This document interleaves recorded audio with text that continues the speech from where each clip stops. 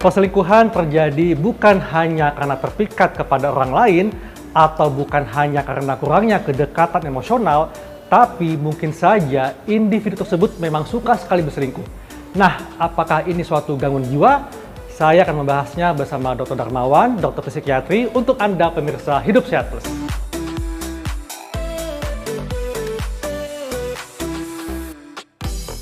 Di era kemajuan digital, Dok, ya, semua orang mempunyai sosial media, termasuk pasangan suami istri. Dan terkadang media sosial ini bisa menjadi jalan untuk bisa saling terpikat dengan yang lain, bahkan saling mengagumi. Dan terjadilah perselingkuhan. Nah, sebetulnya apa, Dok, definisi dari perselingkuhan ini? Kalau misalkan kita lihat definisi aslinya sih, perselingkuhan itu adalah suatu hubungan di luar komitmen perkawinan. Ya.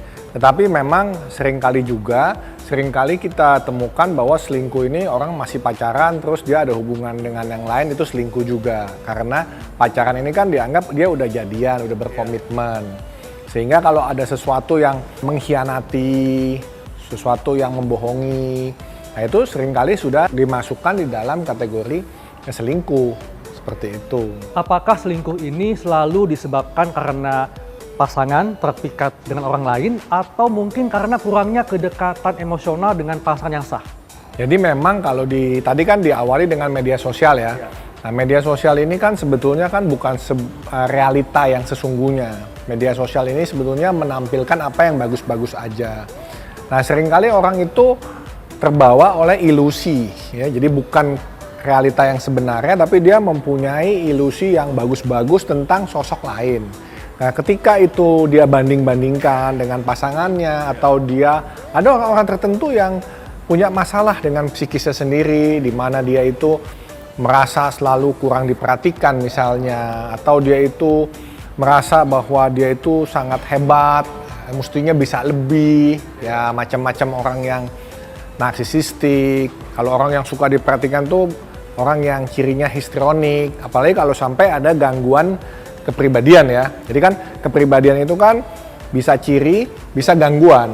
Nah, ketika dia itu menjadi sebuah pola perilaku yang menetap dan tidak disadari, dia terbawa di dalam arus zaman saat kini, lalu mulai muncul fantasi-fantasinya, mulai muncul tadi persepsi-persepsi yang semu, yang dianggap, oh yang bagus tuh kayak gini.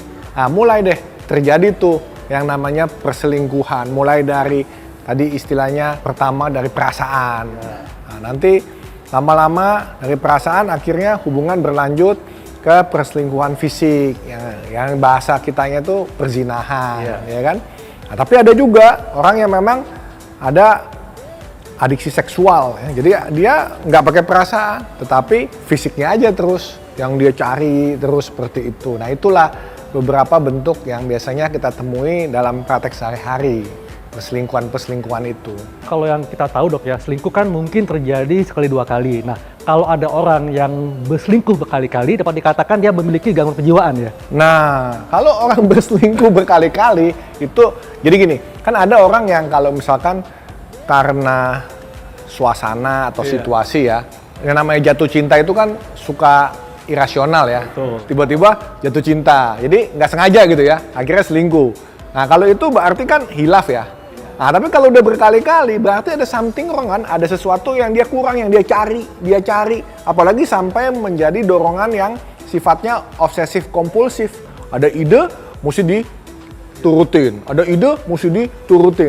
Nah, ini akan menjadi disfungsi dan distres. Nah, itu gangguan tuh kalau udah begitu. Tadi dapat saya simpulkan bahwa yang nama selingkuh itu ada dua, Dok, ya, selingkuh hati dan selingkuh fisik. Nah, apakah mereka dengan gangguan kepribadian maupun kejiwaan akan selalu melibatkan hati ketika berselingkuh? Kalau dalam ilmu psikoseksual tidak selalu. Jadi kalau misalkan tadi yang selingkuh fisik, itu bisa aja dia itu hanya nafsu gitu loh, ngelihat fisik, dia hanya nafsu ngelihat fisik, sehingga dia itu suka main perempuan atau mencari laki-laki gitu yang asal cocok dengan dia punya image ya, dia punya bayangan. Nah, tetapi kalau yang satunya lagi, yang tadi misalkan ada orang dengan masalah kepribadian, memang klaster B ini klaster kepribadian yang sangat melibatkan emosi, yang emosional. Jadi orangnya sensitif, terus kemudian ya mungkin kadang-kadang kelihatannya mudah marah, atau mudah tersinggung, atau mudah bad mood gitu ya.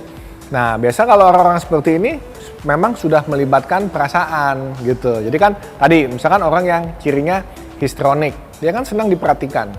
Dia diperhatikan itu, dipuji-puji, diperhatikan itu dia langsung, aduh kayaknya seneng ya. Nah, dia udah mulai tuh main tuh di sana, main perasaan. Atau orang yang narsisistik kan, dia merasa diri selalu didahulukan, dia selalu benar, dia selalu lebih dari siapapun. Jadi begitu ada pasangan lain atau ada temennya yang suka memuji-muji dia, suka mendahulukan dia, melayani dia gitu, kayaknya dia dibuat spesial, langsung dah tuh perasaannya main seperti itu. Nah itu melibatkan masalah emosional, itulah yang berhubungan dengan masalah mental nih, kejiwaan gitu. Tipsnya supaya seseorang tidak mudah selingkuh, terutama bagi mereka yang memang sudah mengalami, sudah ada gangguan kejiwaan. Jadi intinya dok, nomor satu ya, kita mesti tahu dulu ya, bahwa pasangan itu bukan milik kita. Jadi kita bukan memiliki karena oh ini udah saya kasih mas kawin, oh ini kita sudah ada ininya, berarti ini udah milik saya. Tetapi prinsip dengan pasangan bahwa saya adalah kekasihmu. Jadi menjadi kekasihmu. Bagaimana dari diri sendiri ya kita bisa menunjukkan bahwa saya ini adalah layak menjadi kekasihmu. Demikian juga sebaliknya. Jadi mulai dari sendiri-sendiri selalu menyadari, selalu aware. Kalau misalkan diri sendiri ada tadi distress dan disability, ada masalah emosional, ada masalah perasaan yang nggak kunjung selesai, juga mesti aware dulu bahwa saya ada sesuatu ya, kenapa ya saya nggak puas, kenapa ya saya selalu mencari seperti ini.